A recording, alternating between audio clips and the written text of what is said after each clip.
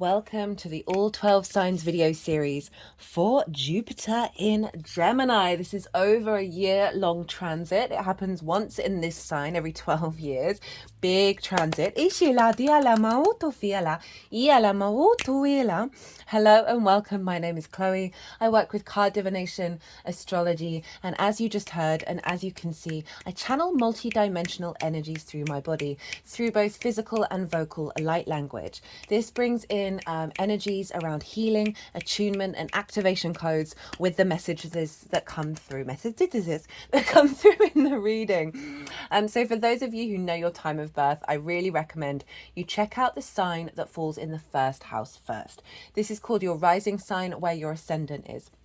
I read for all the signs as if they're in the first house, so the astrology will link in closest with that. However, it never invalidates you looking at any other part of your chart. Your whole chart's getting impacted by all the transits. So just look, perhaps where your Jupiter is, right? Because Jupiter, your personal Jupiter of your natal chart, is always getting activated wherever Jupiter is in the skies at the present moment. So look to whatever sign it is that you're checking into, look to where it falls in your natal chart, the house that it's in, the themes of that house, and you want to apply those themes to the messages that come through. It will be as if that sign has now moved to the first house, but with all of the meaning of your natal chart. So the astrology will still link in. You just got to add on that meaning on top of it. So take what resonates and leave what doesn't. I am going to be reading for Scorpio. So let us begin. Scorpio rising. How you doing, Scorpio? So I cut the deck 3 times before starting your reading, and I got the 10 of Swords in reverse, the Star card, and the Ace of Pentacles. Now that's a pretty powerful message right there, and I will break that down in a second, but for those of you, I read for the rising sign, so I read as if Scorpio's in the first house. If you don't have that, and you look to wherever Scorpio falls in your natal chart, look to the themes of the house that it's in and apply those themes along with all the meaning you've got going on inside in the sign of Scorpio to the messages that come through, because it will be as if that Scorpio energy has now moved to the first house. So the astrology that I'm going to talk about in regards to the rising sign will still apply. You've just got to add on your own natal chart meaning on top of it. So always take what resonates, leave what doesn't. Now let's get to that. What was it? The 10 of Swords, the Star, and the Ace of Pentacles. Now, Scorpio rising, you have a Gemini where this transit is happening in your 8th house. Now, this is the house of transformation. It's a pretty powerful house. It's to do with the outside world's resources and your interaction with it. It can link into mortgages, loans, car insurance, inheritance, taxes, 3D or cosmic inheritance, by the way, as well as bonuses and commissions. It's more sort of one-off payments or working with the resources from the outside world. It's also relationship dynamics. It's the give and exchange between you and anything other than yourself, right? Time, money, intimacy, ideas, energy. It's a very, very magical house.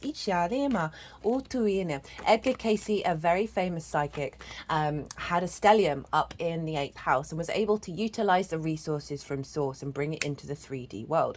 Having things going on in the 8th house means you've got more capacity, as I said, of working with the resources from the outside world. For those of you who are new and didn't quite catch the introduction, I channel multi-dimensional energies through my body, both in the form of physical and vocal light language. This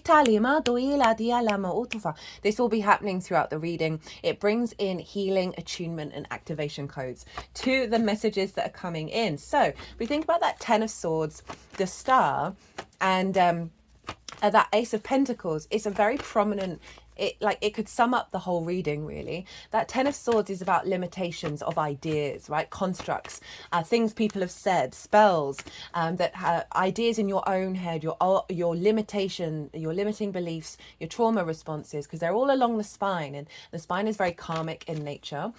We have a lot of trauma in our spine from our own existence as well as that of previous ones that then limit us. And so this is a real reflection on a release of that which has immobilized you, where you felt immobilized because the figure can't move, right? They are stuck.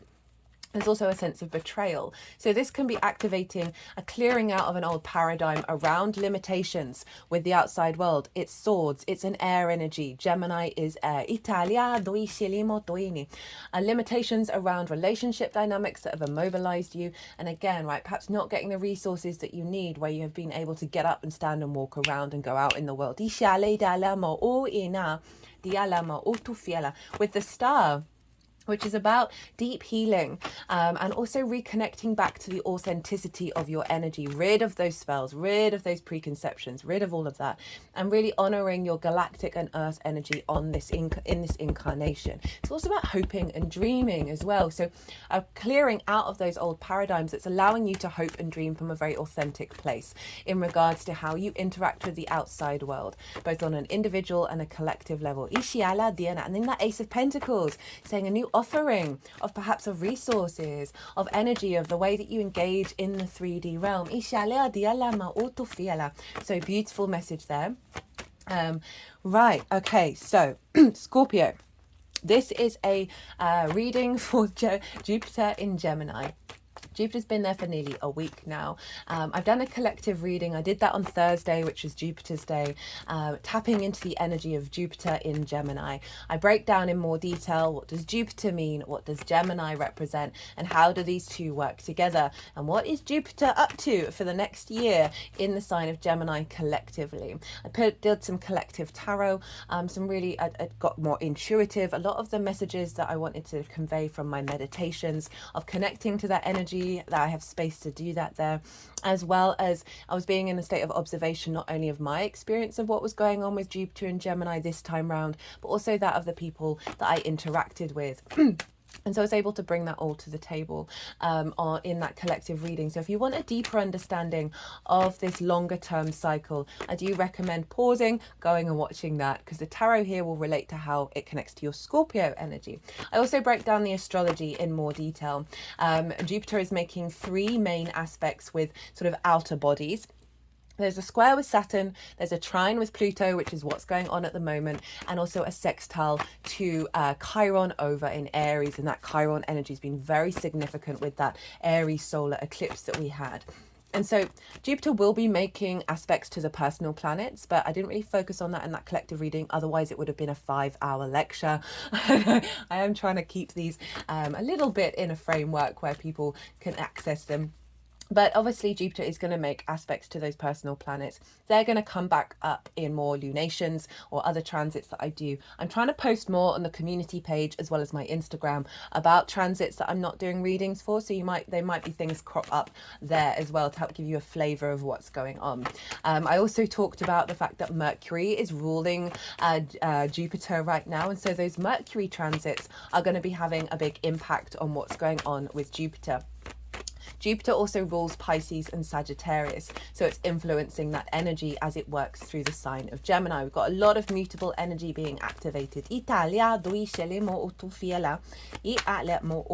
I'll touch on those things as I go through this reading. So the 8th house is in conjunct your Scorpio energy. Gemini in general is in conjunct Scorpio.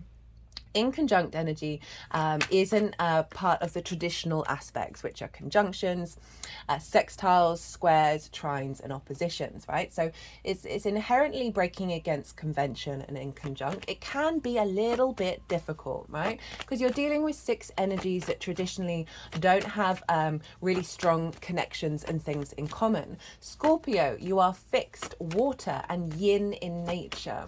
Gemini is mutable air and yang in nature. So you're working with 6 energies, and that can take a little while. It can take a little innovative thinking to figure out how they all work together. I always like to use the imagery of herding cats, right? Once you realize that that's what's going on, because an in conjunct can feel like you're grinding your gears, miscommunication, some frustration there, and just things being at odds with one another. But once you realize, oh, that's because there's 6 different energies all doing their own things. Imagine 6 cats. They've all got their own agenda, but what you want to do is take them out for a walk. And so you've got to figure out how to herd them all together and get them a bit more in alignment. It's not going to stop them from being independent energy, but getting them more in flow. So once you kind of realize that, okay, this is what it might be a bit discombobulating energy come up, but once you figure out how to herd cats, woo, what a superpower, right? It's a very inventive, very innovative energy. It's breaking against tradition. It's breaking against old paradigms. So it's super powerful. I do love the inconjunct. And so Mercury and Scorpio, Gemini and Scorpio is the capacity of bringing to that intensity of your transformative energy, Scorpio, right? Of going into the darkness and finding the truth within there. That Gemini is very playful with the truth and right, very sort of flitting over to lots of different ideas. It's very catalytic in nature. It's able to not get fixed in how it receives information, right? It's very good at connecting the dots in ways that go beyond the expected. Italia duiscelemo otto. Not quite the 10, but the 9. That working together with this of the power of, okay, well, I can find the truth in different ways, and that can be fixed in and of itself, right? That Scorpio energy. Rather than getting stagnant, Gemini really helps you shift gears. Italia duiscelemo Italia atinia ini. And so having that in the 8th is a sort of a real ability to hold space for polarity, right? The yin and the yang of it all, the night and the day. And it can fall into duality and bring us more into conflict when we deny that polarity is a reality of our universe. Italia, and in the 8th house, this is your ability to utilize resources in a very playful, creative way. Very curious. Italia doishenima. Oto ishialima itiala. Itala doitinima oto itiana. Itiala di alela ma otuela di sheni ma otuitieni ma di shini atuela. And so there's a real harnessing of this energy now with Jupiter being there. And Jupiter brings things together in order to elevate and expand and inspire. It has the capacity with that to bring in a deeper wisdom and a sense of faith and knowing. And with that knowing comes a real deep integrated confidence of self, right? It's a very confident energy. And with that confidence, that can bring about more flow, can bring about more opportunities, a sense of abundance and luck. Italia di molto fila of Jupiter being in the 8th house. So this is going to see a real, on one side, it can see more opportunities around resources with the outside world, both on the 3D plane as well as with the multidimensional sphere. Strengthening the wisdom that you find with engaging with anything other than yourself. Being able to adapt and shift and change and elevate self.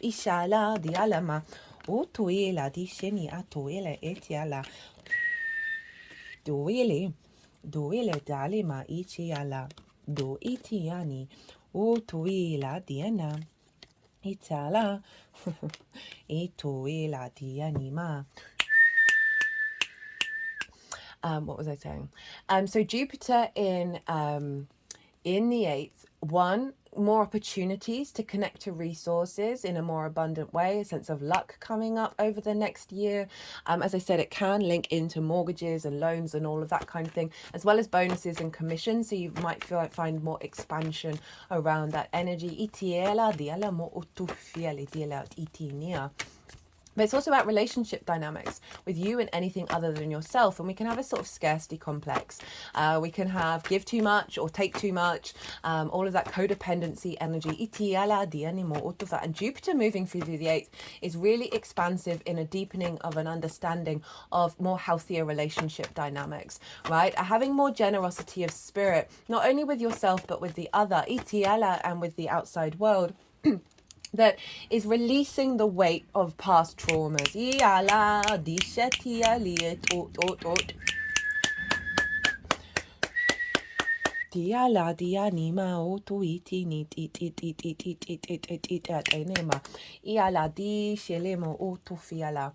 And really allowing you to step into an innate sense of confidence when you're dealing with anything other than yourself, and the wisdom that you find from that, from interacting with the outside world, with this more generosity of spirit, with this more joviality, right?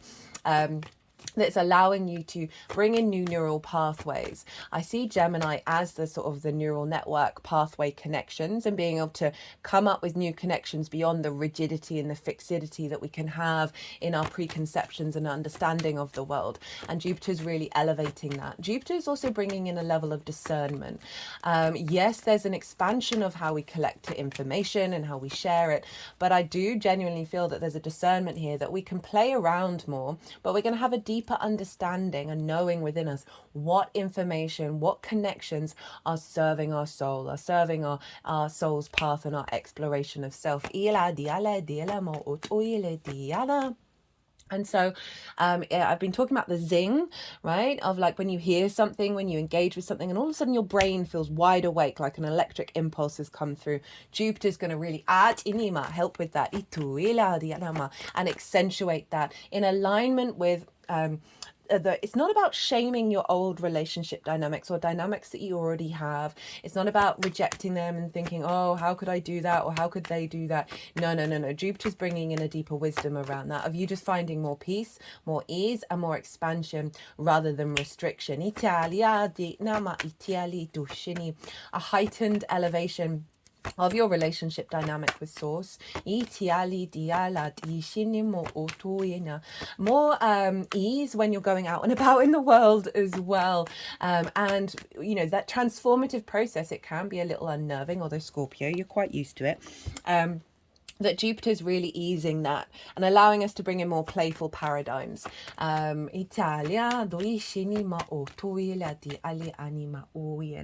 overall, the outside world and the resources connected to it on the multi-dimensional sphere is just going to expand more. There's just going to be more abundance and more saying yes to things and more opportunities coming in.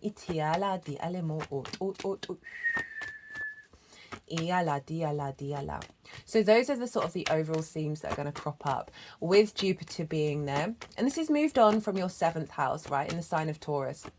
And that was where you were reevaluating the wisdom around your connection with the other, whether showing up and bringing wisdom, the other bringing you wisdom, and not allowing, bringing in a understanding with the other that isn't diminishing the sense of self and is in fact empowering it.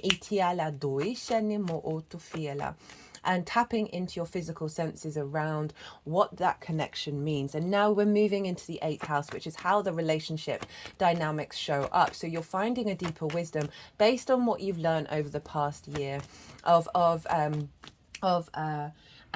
being more fluid in your nature and able to bring in new potentials and new paradigms around those relationship dynamics, having done a bit of a deep dive in the 7th house over the last year. So you're really being facilitated here to expand on the wisdom of play and creativity and curiosity when it comes to working with the outside world, rather than a heaviness.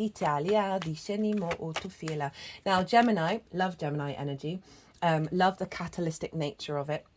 And the fact that it is able to hold lots of different perspectives all at once. I think that's incredibly powerful, as well as not take things too seriously. I feel like that's what we need right now, and I love the fact that Jupiter's now moved into this sign.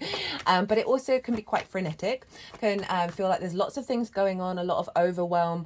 There is sort of a craving for stimulation and novelty, and with all those sort of many plates that are being spun, I use that imagery in the Sagittarius full moon, because I do recommend going and checking that out. That was that I work with 6-month cycles, so that's still live, and I felt like that was a precursor to Pluto moving, not Pluto, I was going to say Mercury, Jupiter moving into Gemini, right? That was really activating because that sign is ruled by Jupiter, Sagittarius, and obviously the sun was over in the sign of Gemini, of us having more strength and wisdom within ourselves to be able to do all the things without falling into that overwhelm,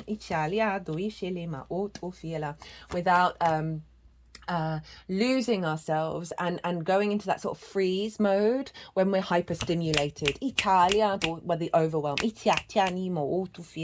So Jupiter is really assisting in your capacity to engage in the outside world and with other people in a way that you have the energy and the abundance to do so. Italia, it's also going to be, as I said, increasing your connection to source and your capacity to see the wisdom and the opportunities behind that. Italia, dushini. So, what else is going on? Well, Jupiter rules Sagittarius and traditionally Pisces. I work with the Hellenistic tradition over 2,000 years ago, and the ruler was Jupiter traditionally. So that's I see it show up in charts. I see it show up in my engagement with astrology. So that's what I work with. So Jupiter is working on and elevating and bringing in the themes of Sagittarius and Pisces. It does so wherever it is. You have Sagittarius over, this is opposite Gemini, over in your second house. And this is your resources, your skills and your tools to manifest and bring in regular income. It's also around the things that you value and how you value yourself. So Jupiter is helping reorientate dynamics that you've had with the outside world that may have diminished your sense of value. That's going to be one of the themes that come up with this transit, as well as perhaps, I said those bonuses and commissions, or getting the resources that you need in order to perhaps enhance your skills and your tools or bring in more regular income. Of being able to explore the world linked into the things that you value. So Jupiter's elevating that and bringing in the themes of that, and I can lovely feedback loop between these two energies of, so often with the 8th house, because of those relationship dynamics, our sense of value can get diminished, and our ability to, right, say you're starting your own business, so your skills and your tools and harnessing that and bringing that into force, but you're like, oh, I need this before I start this, and without that I can't do anything about it. That's not what the 8th house, how we should work with the 8th house. It's knowing you have everything you need within you, right? And not clawing at the outside world, not being in regret or frustration about what other people have, not comparing yourself to what's going on in the world, really acknowledging your own sovereignty and your energy. And because of that, that often then clears the way of, because you're no longer in conflict, that then allows and that can be a good thing to focus on if you have that within you. That it's not going to be specific to some of you, to focus on internalizing your sense of abundance, which will then help Jupiter really elevate the dynamic you have with the outside world, because you're not using it as a limitation of what you haven't got, right? Or what relationship dynamics aren't in your life, right? And try and embody what that feels like for yourself, and then you'll see a knock-on effect with that one. Now Pisces for you is in your 5th house of your creation energy, right? Your pleasure, your joy, your amusement, your games, children, both literal and figurative children. The inner child, or things you birth into the world from a creative place. It's also about romance and dating, and so Jupiter is influencing that, right? So this can see more resources come in. Doesn't have to be monetary, but it's going to help activate and strengthen your connection to your creation energy, how you find joy, how you find pleasure. There might just be more opportunities to go and do things that are stimulating you. And also with the sort of the deeper wisdom around the understanding of what's happened in the past and how you're expanding into a new dynamic in terms of your relationships that may be linked into a romantic partner, and that maybe old patterns are being healed in this process, and often our relationship dynamics come from our parental figures, right? The things that we learn very early on in our years. That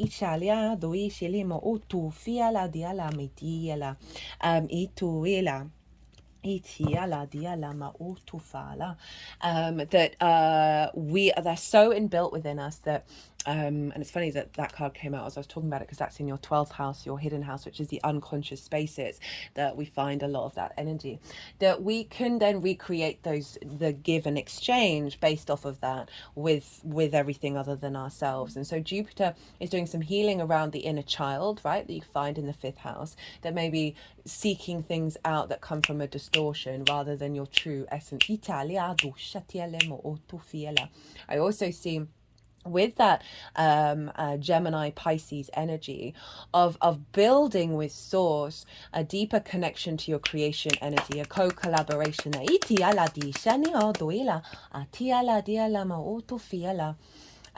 really accessing that and reorientating any distortions around your pleasure and your joy that may have been impacted by the outside world. A lot of this can come up, the old paradigms can come up during this transit, and sometimes Jupiter can see us questioning our faith around things. That's going to be more for the retrograde, and I think I'm definitely going to do a retrograde cycle, so I'll focus more on that when everything gets inverted.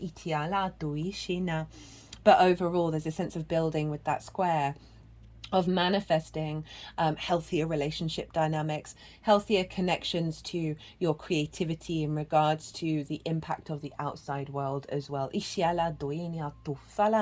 if we think about your skills and your tools, right, and working, collaborating with the outside world from a place of creativity that is refining and enhancing the skills and tools that you have. Now, Saturn is in Pisces, right? So Scorpio risings, I appreciate you have probably been going through a difficult time because Saturn's in your house of joy. And so Saturn can restrict the house of joy and bring about a heaviness and a weight. Now, Jupiter and Saturn are square one another. Jupiter is also influencing Saturn. So there's something about stepping into your own authority around your creation energy that is not being impacted by the external world. And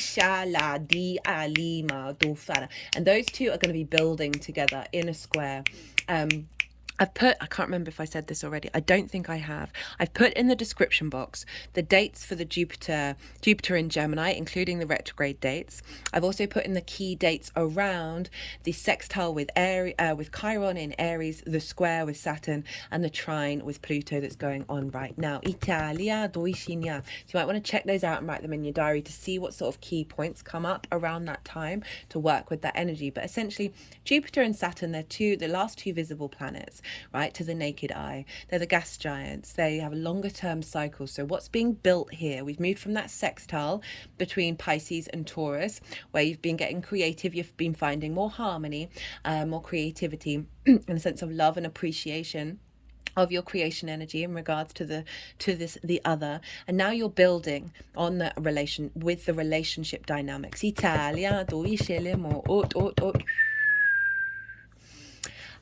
What else? Oh, Mercury. Okay, so I love this. For the next couple of years, we've got a really beautiful integrated energy around Jupiter, right? So we just had it with Venus ruling Taurus. So Venus was ruling Jupiter, and then wherever Venus was influencing what was going on with Jupiter. Before it was Aries, which was quite a longer trajectory because Mars takes 2 years to go around the zodiac. Whereas Venus and Mercury, they basically take a year or just over a year. And so, especially with Mercury, each sign and each house and the themes of that house are going to get activated whenever Mercury moves sign, and that is going to influence Jupiter. And so we're getting a really embodied integration of the whole of the chart with this transit. So at the moment it's still in Taurus, it's going to move into Gemini. And then it's going to go around the chart. And then this is also influencing Saturn, Neptune, and Pluto, because Saturn traditionally rules Aquarius. So all of this energy is being influenced by a very heightened level of our comprehension of reality and our ability to collect that information and put it all together with Mercury. Mercury is going to be retrograde in Leo and Sagittarius. I'm going to put the dates, at least by the end of when I finish this transit, the dates will be there. If they're not there when you watch this come back, they will be there. They'll definitely be in the oracle reading as well, so you can wait and watch when that comes out. I'll make sure I'll do them before the oracle reading. Those retrogrades are going to prolong the energy of what's going on with Jupiter. So you're going to notice quite a shift every time Mercury moves sign about what's going on with the wisdom that you're gathering, the sense of ease and flow that you're feeling around certain aspects around your interaction with the outside world. Can't remember if I mentioned the oracle reading. I think I did. That honestly, I pull these cards before I do any transit, and I've just scanned the energy of it, and it's really quite beautiful. As a reader, right, you're very intuitive, and you don't quite know if anything's real. Nothing is real, but it's really beautiful. And I'm not saying this in an egotistical way, that what I was picking up on when I was connecting to Jupiter in Gemini is so clearly reflected in these cards, and it really brings me a lot of joy to see that, and I cannot wait to do this reading. I think it's going to be one of my favorites for a long time. Okay, what else did I want to say? Look to where your Jupiter is in your natal chart, right? That Jupiter is always getting activated wherever Jupiter is. So the themes of the house that it's in are going to play a very pivotal role in what's going on with Jupiter here. It may be all of the themes, maybe one, it may weave in and out of them, but essentially that house and the themes of that house are going to be part of what's going on with Jupiter. So it can be really useful when you're tapping into the energy, when you want to work with that energy, to acknowledge that that's going to be a part of it. And it adds on a more personal understanding beyond this general sign reading for the sign of Scorpio. If you want a deeper dive into this transit, my website is in the description box, and on that website is my email address. Also, there's a place where you can book appointments. I love to tailor to a client. I've got a Virgo sun, very mutable. I love to facilitate. So send me an email, give me all the context. We'll bring something together, and we can go into this in more detail if you feel so inclined. Now, what was the other? I swear there was something else that I wanted to say.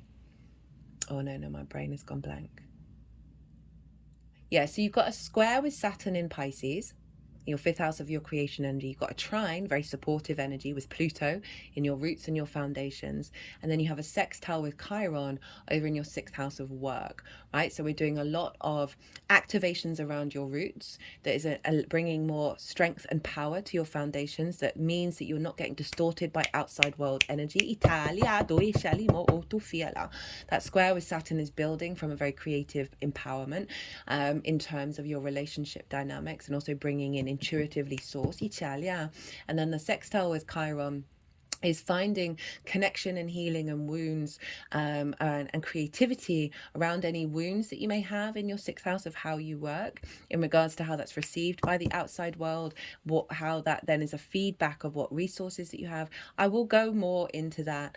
I wonder when I'm going to bring that up.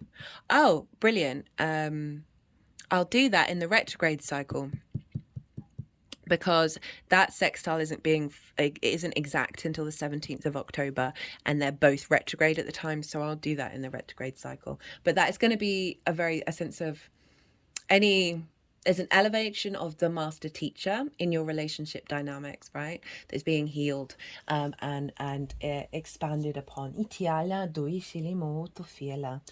Okay, is there anything else? I think that's everything.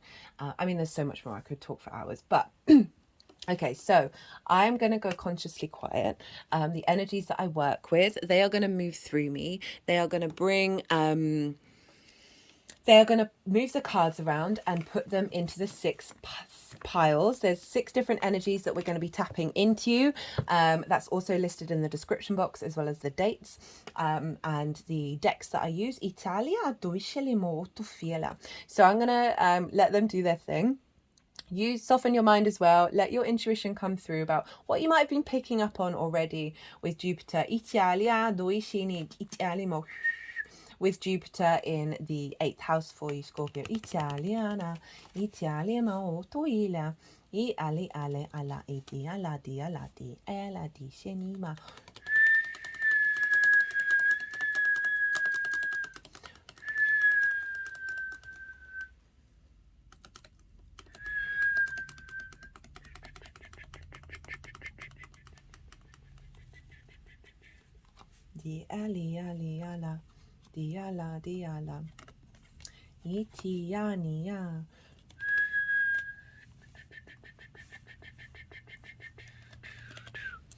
Di ali di lima o yini lima. Iti alima otofiala. Iti alima doile. Di shalima do shanima. Iti ali atofiala. Di shinima doile tilima. Di ali iala. Iala diala. Iti ali ela. Itiali ela diala di shenia doili diala diala diala diala diala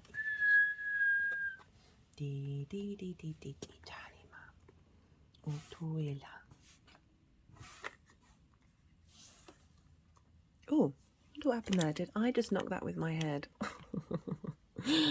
Oh, that's hilarious.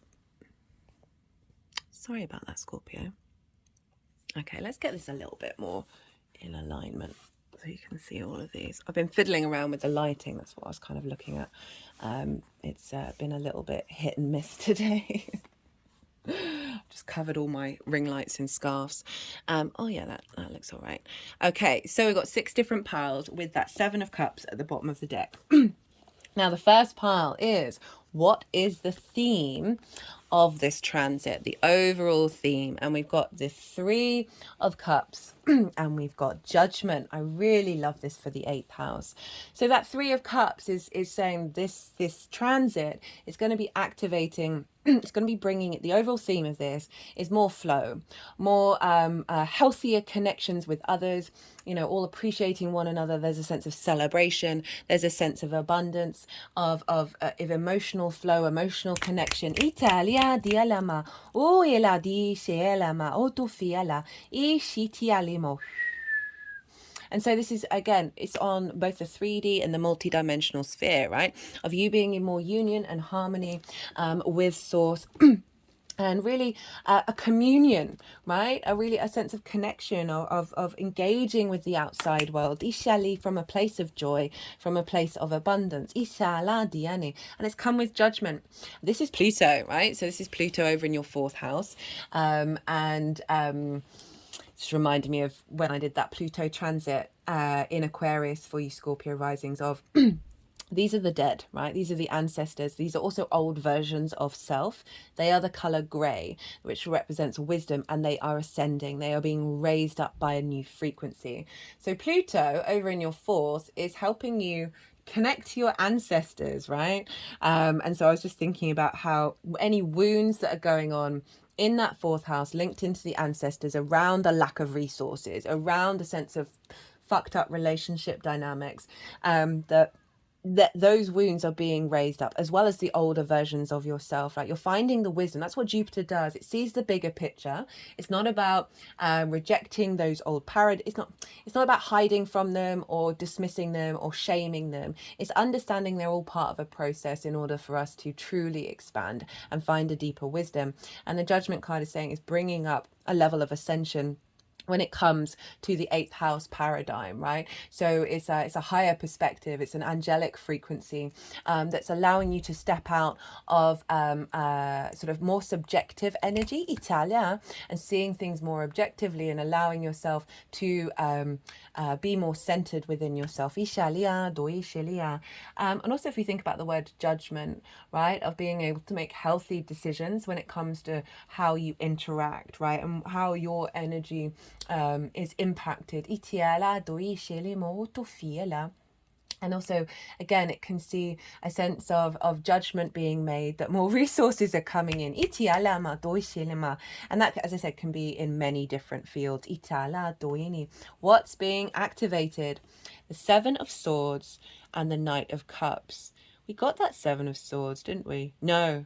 Wait, it was the 10 of Swords. No, it was the 10 of Swords star and the Ace of Pentacles, which generally I could have just left the reading there. Right, we've got the what's being activated, the 7 of Swords and the Knight of Cups. I love the 7 of Swords. Genuinely, I know I probably say this every time, I genuinely don't understand why it gets such a bad rep. It is the color of the sun, right? So it means it's a positive card. This figure is stealing away the Five of Swords, which is conflict, right? The bully in the room, about domination and subjugation. And so it is bringing in a state of peace, right? It's a bringing in a state of inner calm. Italia, and it's also acknowledging about doing things differently. It's stealing away the resources from the other side, so there isn't the war. Italia, so what's being activated is one, a new paradigm of thinking that is going beyond conflict, that is bringing peace that, with your dynamic with the outside world. And it's also bringing in balance.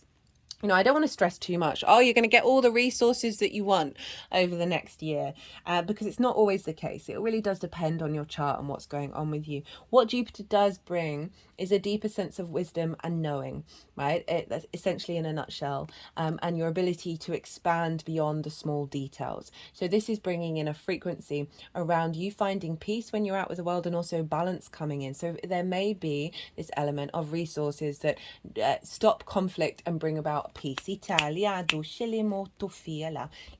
Overall, this is overall, are you moving beyond conflict with the outside world, whether that's conflict that's come to you or you bringing conflict to it. With the Knight of Cups, really like this with the 8th house. Okay, so the Knight of Cups moves from its intuition, and it moves from a place of love. It is the true romantic, right? It flows through life. It's able to be drawn to the love in the world, right? It sees that love and it's intuitively guided that way. And I love that with the 8th, right? Of how you move through the world, right? How you interact. What are your actions with anything other than yourself? And also the feedback loop that you'll get back from that, of just bringing more flow, being a bit more at peace and more at ease with yourself. Of how you move through the world.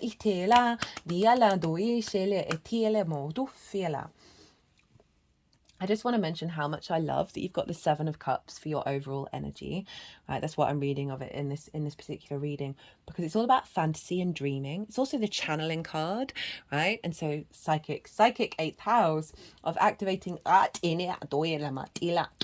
stronger connection with source, that's bringing in more playful, different dynamics around that, but also stepping out of the old paradigm around restriction, around conflict, where you're able to hope and dream and think about resources that you may or possibilities from the outside world that may have never crossed your mind. And it's not about holding on to the expectation that they're going to happen, but the fact that this energy is showing up is saying you're emotionally going to be embodying that play, that curiosity, the not limiting yourself to certain understandings or ideas about that exchange. I love that. So the tools to work with this transit, we've got the Hanged Man, we've got the Queen of Cups, the Ace of Wands, and the Four of Wands. So this is saying about leaning into a new perspective, right? This is a tool at your fingertips. This is Neptune, who happens to be over in the sign of Pisces, of your creation energy. But this is about there's an element of surrendering up an old idea, in order to receive divine wisdom. I've been saying for all the signs, meditation, and I don't really know why. I mean, I do, because we kind of need that to help with the stillness of Gemini. And the Gemini energies that I've spoken to, they've certainly been stepping up their meditation game. That this is about, so I see this in 2 ways, well, maybe more. 1, your connection with source, your relationship with source. Allow yourself pause, allow yourself time in a state of limbo, in a state of surrendering, not knowing anything, in order to receive the divine wisdom. You see this halo, it's the only halo in tarot about the sort of illumination that we get when we allow ourselves to shift our perspective. And again, this is also about Jupiter, it's expansive, but it can call us to find a level of depth and stillness. That also in terms of your relationship dynamics with the outside world, whether it's, as I said, getting the resources that you want or the relationships that you want. This is really calling, allow for moments of stillness and surrender, about how, and then seeing what comes through from your true nature about how you want to embody yourself, and therefore also how you want to receive. There's also a sense of surrender, right? Of not trying to control what's going on, and then seeing what happens from that place of surrender.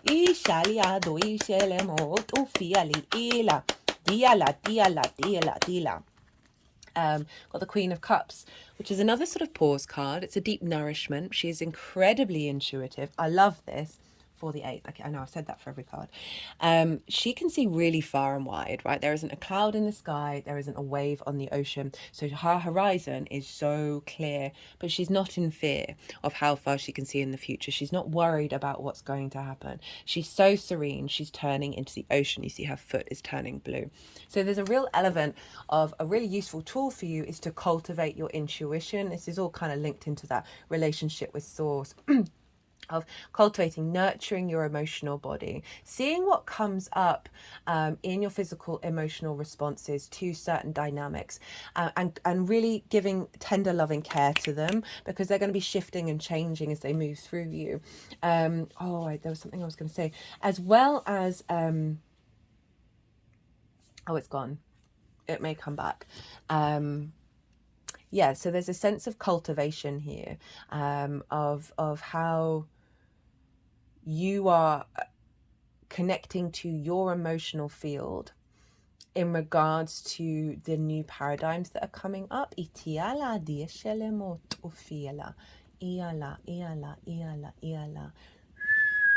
also saying cultivating a deeper understanding with love. I'm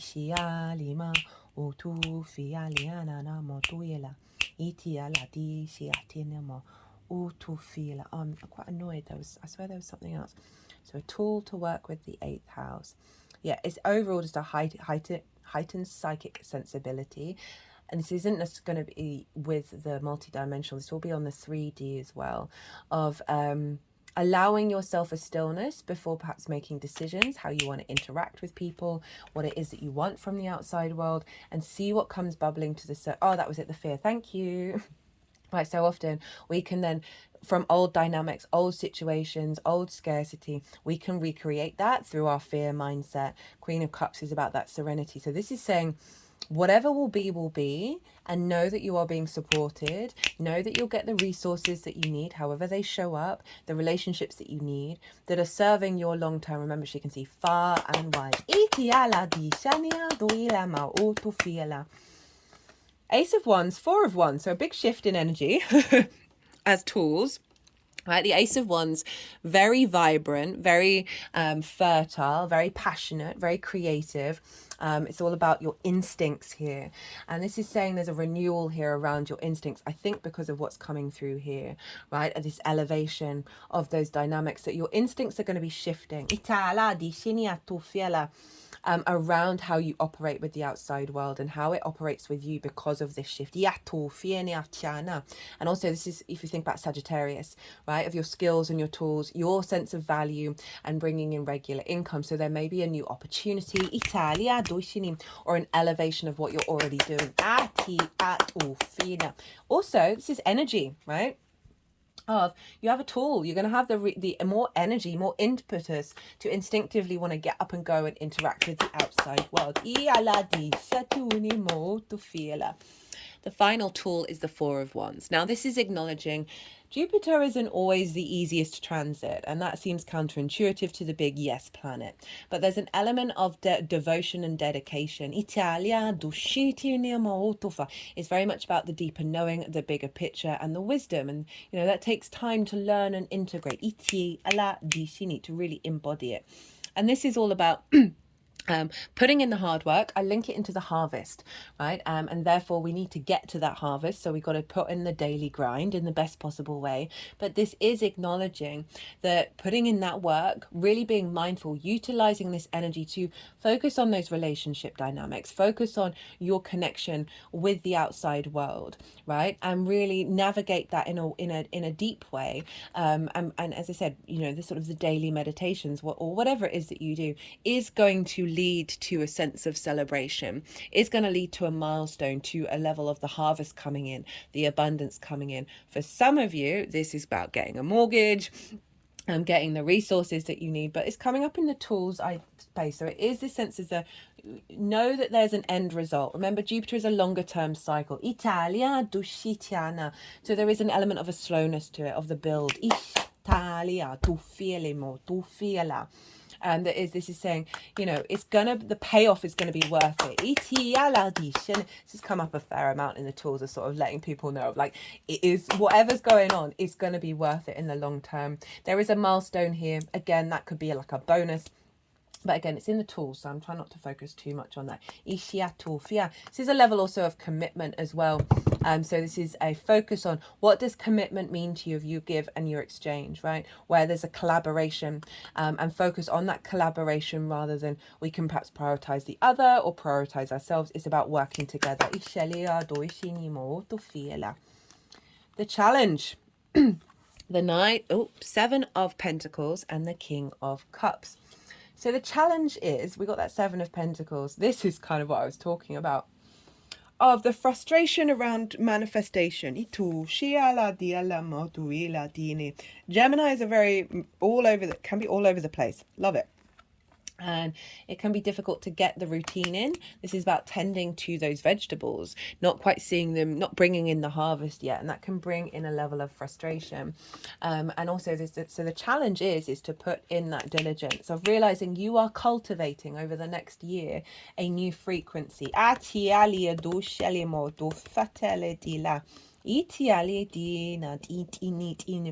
also the expectation that things won't manifest. So I need to do some work on that. You know, the words that we say to ourselves can be really important with Jupiter being in Gemini. That's just sort of hitting on the third eye. Jupiter's all about faith, right? And so there's an element with this of not necessarily holding the faith, because sometimes you'll have bad days. Sometimes the plant will need some extra loving care, or may not be growing at the same speed as the other plants, and it's about acknowledging the cycles and the things that are going on.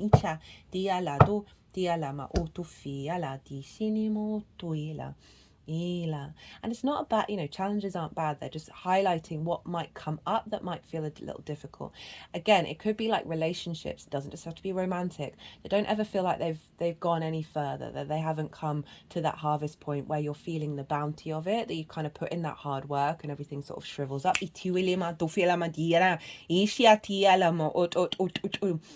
Or that it's about being in a sort of an apprenticeship stage with source. So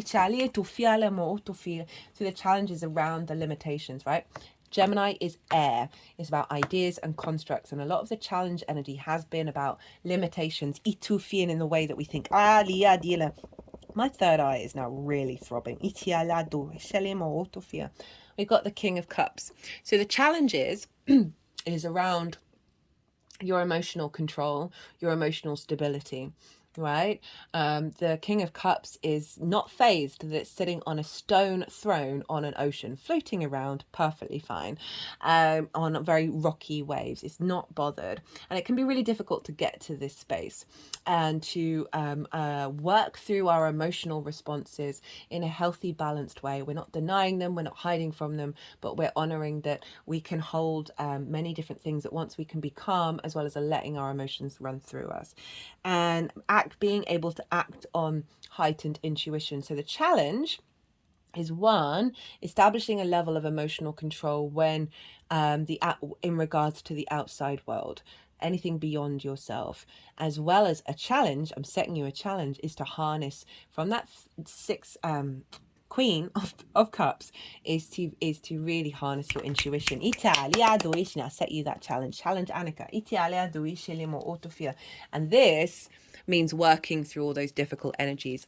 Regulars, you know, I talk about how I see our trauma responses, our limiting beliefs, both personally, socially, collectively, past life energy, form a labyrinth of energetic energetic energy around our intuition, right? And so our intuition has to go through that labyrinth before it comes out, and so often it can come out distorted because of that labyrinth. The more that we try and embody the King of Cups, who has done that process of working through those emotions, being at peace with them, acknowledging, not getting entangled in them, and then therefore that labyrinth becomes clear, that intuition can come out really quick. Italia dushina, even if there's difficult things going on in the world. The opportunities, justice, and the Lover's card. So justice is all about balance. It's about looking at things with empathy and objectivity. There is a sense of looking at how the world is being and how you're being with the world with a heightened sense of, as I said, with that empathy, right, and with that objectivity. It's really hard for us to do that. It's really hard to sort of stand back and go, okay, I can actually see the bigger picture here. I can make a clear decision, I can draw a line in the sand with good conscience. And this is in your 12th house. This is Libra. And the 12th house for you, this is where we've got eclipses going on at the moment. This is in your unconscious spaces. This is the hidden house. And so in those unconscious spaces, a lot of trauma and a lot of limited beliefs that can bring up anxiety, depression, isolation, grief, and loss. And also love languages that we've learned that we then recreate out in the world. Underneath all of that is the magic of your soul. So I love that this is the opportunities that's coming up, right? Of working through those old love languages, those old dynamics, to bring about a greater sense of union. I also see this as new soul contracts, like a sense of justice being served, no longer being out of distortion and out of balance with the outside world.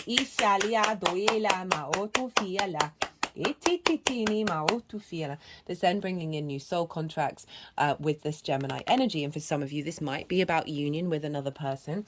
That can take many different forms. But overall, there's a sense of union with you in the outside world, you and spirit, right? Being in alignment, the masculine and feminine spirit all together. So you're able to make the right choices about your path when you're dealing with other people. But yeah, there's definitely lots of opportunities around a balance coming in, right? So be in awareness of when they might pop up, right? And don't run away from them, don't reject them. Be very playful with this Gemini energy. What's being released? The Nine of Swords and the Five of Wands. So the Nine of Swords is fear, anxiety, worry, freeze mode, right? It's showing up a little bit in the readings. And so there's this sense of worry, being in regret of the past and in fear of the future, which takes us out of the present moment, where we get fixed in a stuck energy of fear. Right, and so we can see this show up of, again, not getting what you need from the outside world, and or perhaps worrying about the outside world. There's certain stages in your life that you feel like you need certain things, you've got to do certain things, you've got to go and be and do and interact, and just feeling quite overwhelmed and being in a fear state of the shoulda, woulda, coulda. And your anxiety about how you show up in relationships.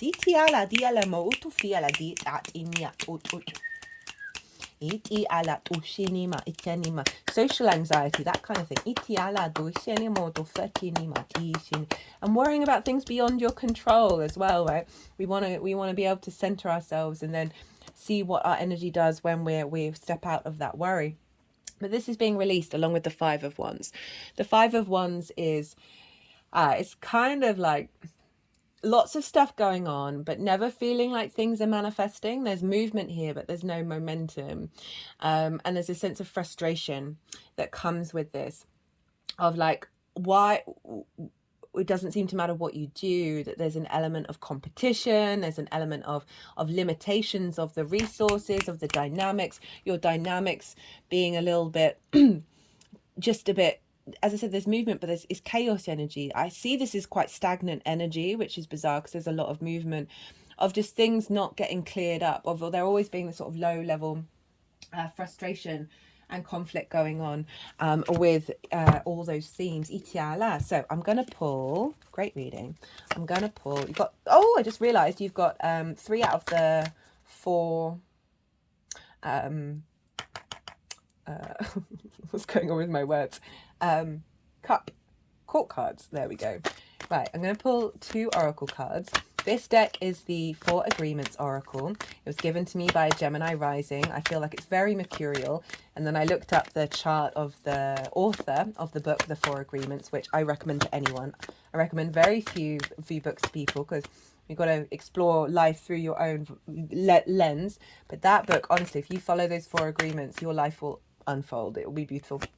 The author is a sun in Virgo, so it's also doubling down on that mercurial energy. And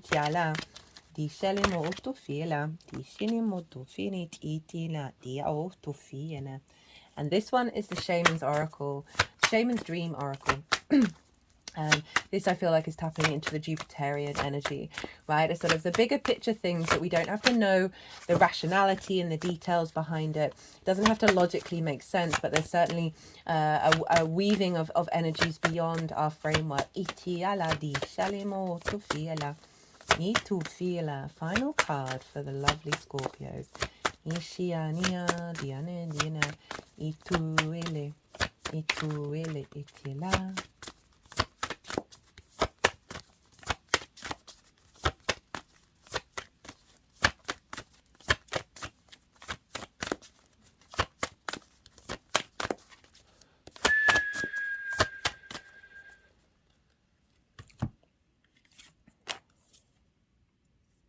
Right, you got 2. So let's see what's coming up for you here. So don't take anything personally. Refuse to eat emotional poison. That's fascinating considering you got 3 of the water court cards. Taking things personally makes you prey for predators. They can hook your attention with one little opinion and feed you whatever poison they want. Refuse to eat the poison. Again, that's the interaction with the outside world, right? Of not seeking, of not entangling yourself in it. It's all about how your sovereignty of your energy. And there's part of me that's thinking this is not going to be relevant for all of you. And I don't tend to feed into this, but there is this element of the energy transfer. That when we entangle ourselves with the outside world, it means that the energy that we receive from it is more what am I trying to say? Can really attach yourself, right? Essentially that poison, and also the behavior of people, right? Of old dynamics of the world. And if you take that personally, you're just poisoning yourself. That's so funny. These oracle cards for these readings have been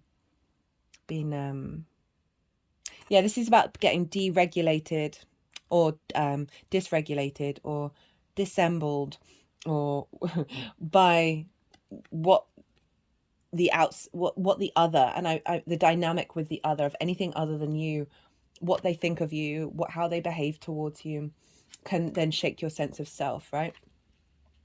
Okay, so we have, which one do we want to do?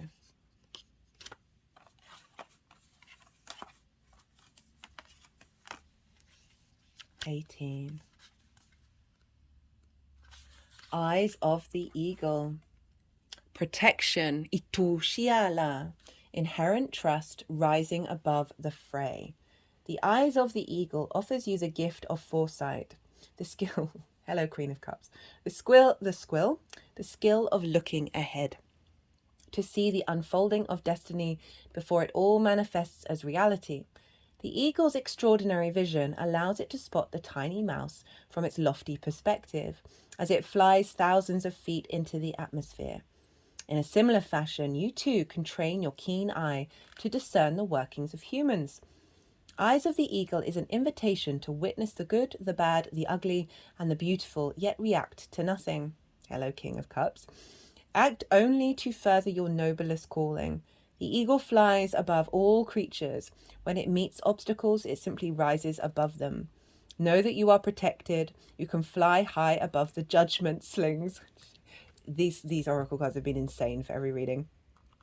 And arrows and the darts and envy from others who may not have your great wings and are still arguing with the pigeons over crumbs, right? That's that five of wands, of getting entangled with all those things. Trust that you are ready for whatever fortune has placed before you, even if you feel not yet properly equipped to meet its challenges. Your willingness to say yes to spirit has nothing to do with how well outfitted you are. Hesitating, on the other hand, will suck the air from under your wings and make you lose altitude. You are called now to trust your heart and your instincts, to move fearlessly and not waver. The time is right, and no harm can come your way if your motives are pure and you act courageously. That's so interesting. What zinged? Yeah, that Jupiter's helping us have this discernment,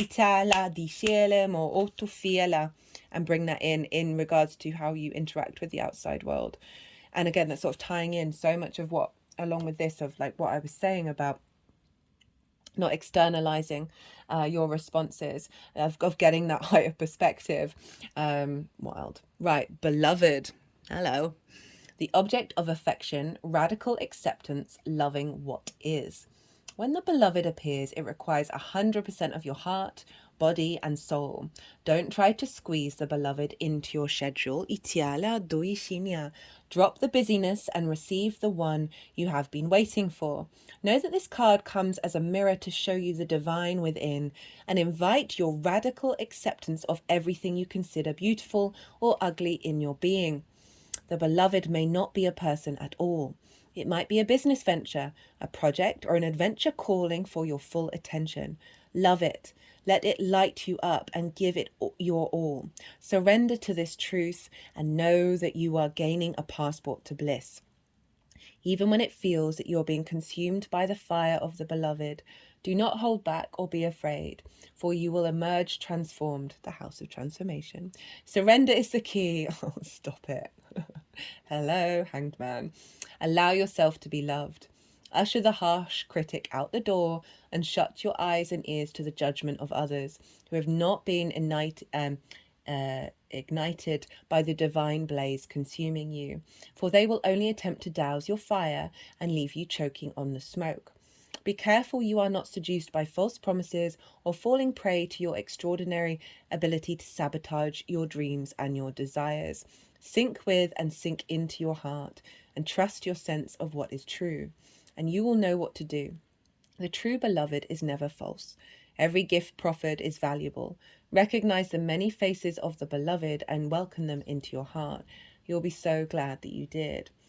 I love this energy of the sort of protection and the higher perspective, right? And when we do that, when we can sort of zoom out and make peace with our environment, it then opens up the heart. And this is so often we diminish our own internal love because of the external. And I love how this is saying radically accept yourself and it will unfold out in your 3D reality. Right, Scorpio, I'm going to leave it at that. I hope you enjoyed this reading. I certainly did. If you did, it would bring me joy if you hit that like button. It also helps your algorithm. Facts are facts. If you want a personal reading, as I said earlier, my website is in the description box. And as I said, I like to tailor to the client. So send me a line, give me all the context and we'll figure something out. But other than that, Scorpio, be good to yourselves, be good to those around you, and most importantly, be well until we meet again.